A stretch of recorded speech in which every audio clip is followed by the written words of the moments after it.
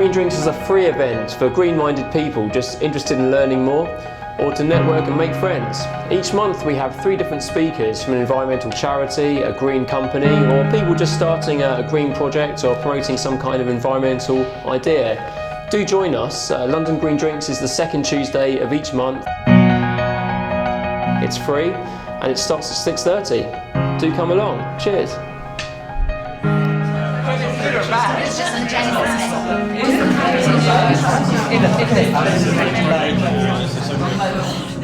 We have much in common, actually, with our concerns about climate change, unsustainable consumption, poverty, pollution, disappearing wildlife.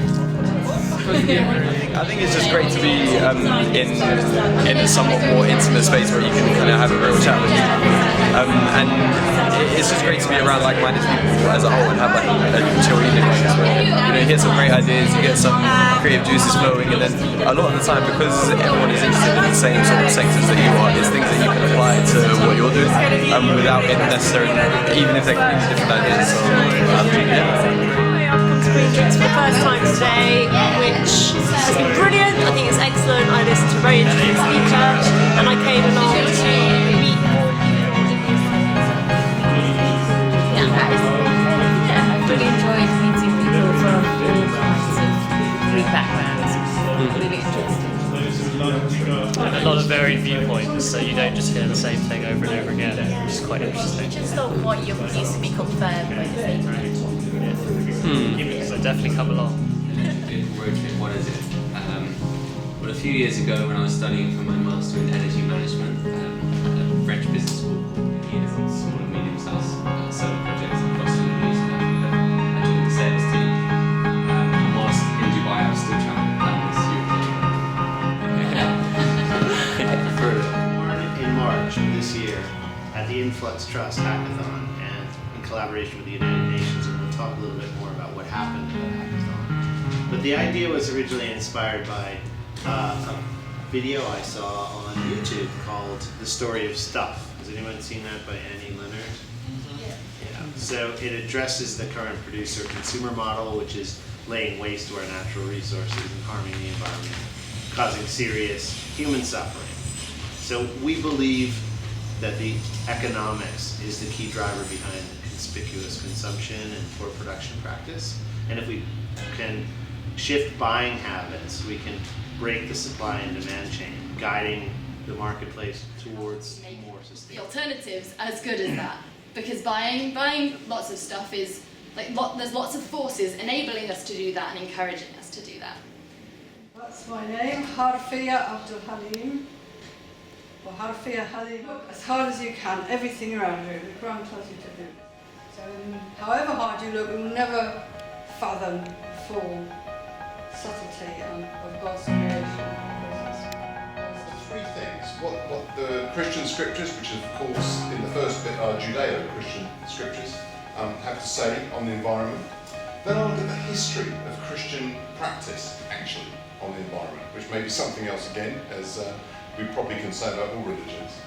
And then I want to look more concretely on the opportunities right now for Christians in my case, but people of faith also, I'm sure, to do something positive as part of wider civil society movements to tackle environmental issues.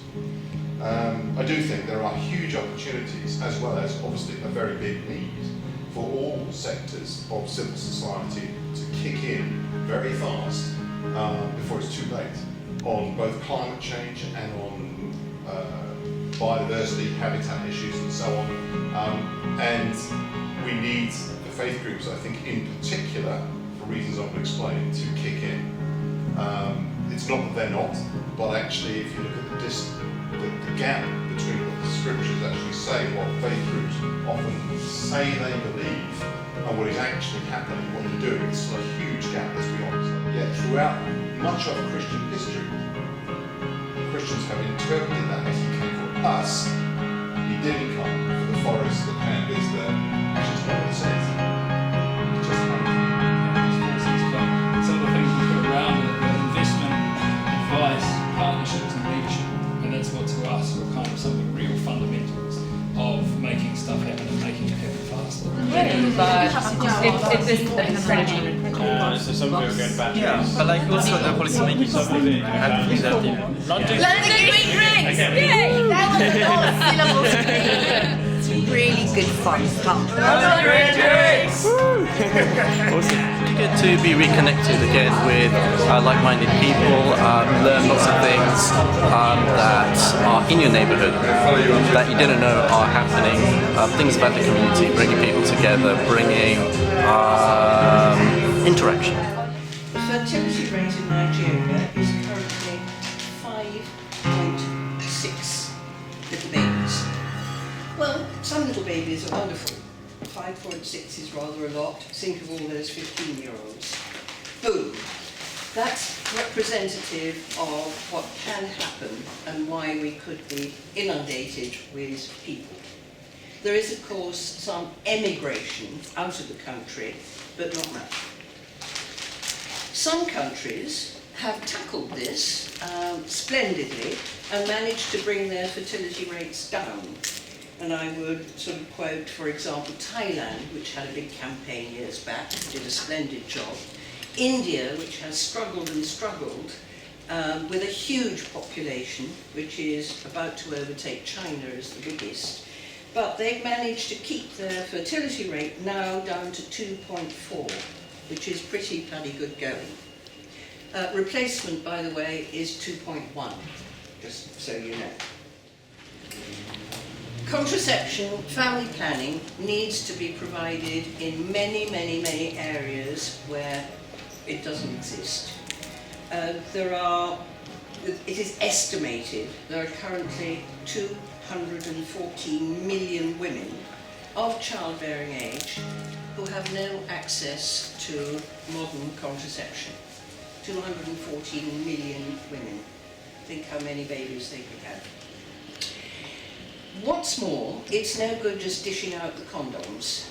They need education and they need a variety of methods that they feel comfortable with and that gives them control.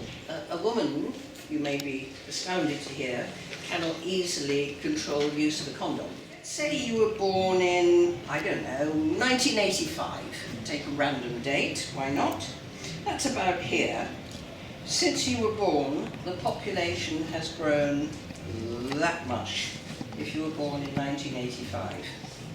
How do you feel about that? Scary. Bit of a gulp. Things like the plague and the Black Death only produced tiny little blips, and that is what happens with epidemics. So that's the picture, that's what we've got. Population of the UK at the moment is round about 65 and a half, but that's in this country, and of course that's growing. Where is the main growth area? Where are we looking at the boom? Well, mainly of course in sub-Saharan Africa. And I'd like to pick one example of the country in sub-Saharan Africa which has the biggest population, Nigeria.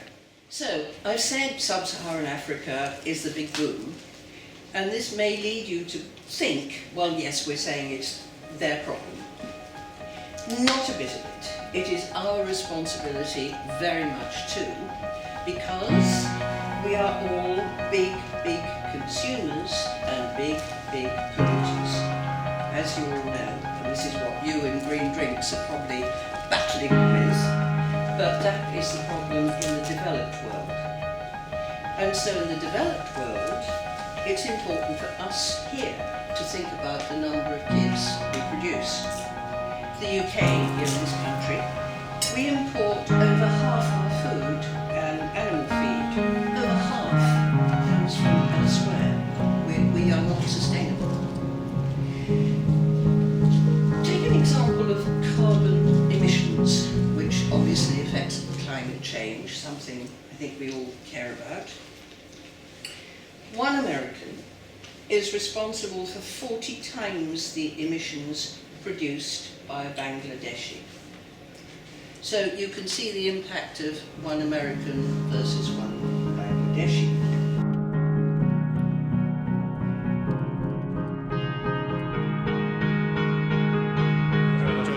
drinks. I think it's a great way to meet lots of different people, different backgrounds, share ideas. We had 3 good speakers tonight, all with different ideas. Great stuff. Caring and sharing. Really interesting for particularly library things. I think it's a really great concept. So yeah, enjoyed hearing about that. Yeah, I really enjoyed that.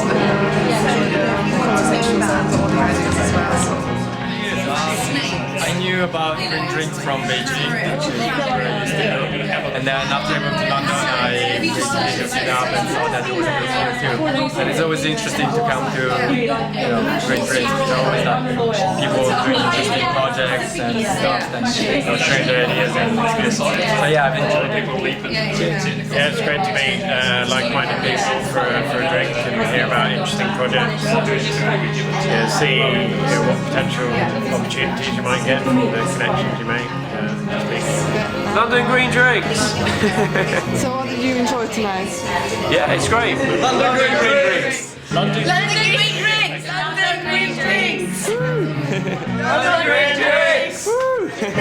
Awesome.